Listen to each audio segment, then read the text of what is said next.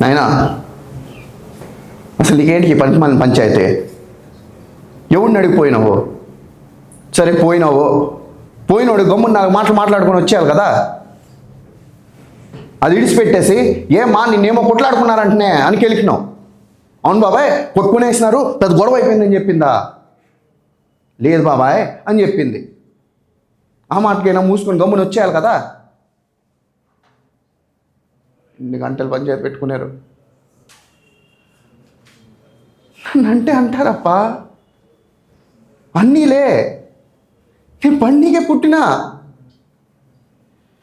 BTech చదివి 4 ఏళ్ళు అవుతుంది. ఉద్యోగంలే సద్యోగంలే. ఊళ్ళో వాళ్ళు అందరూ అంటూ ఉండరు పడతాండ్లా. ఇప్పుడు బంధువులు అంటూ ఉండరు పడతా. అయిన వాళ్ళు అంటారు, అందరూ అంటారప్ప. ఎందుకంటే నీ శాస్త్ర కొడుకుని కాబట్టి.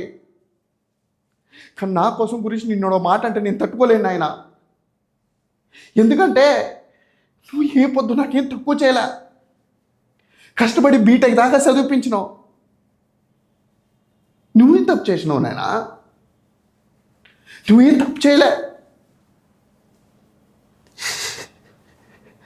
నిన్నోడో మాట అంటే నేను తట్టుకోలేను నేను చెప్తా ఉన్నాను నీకు. ఆ మాట నువ్వు అర్థం చేసుకో.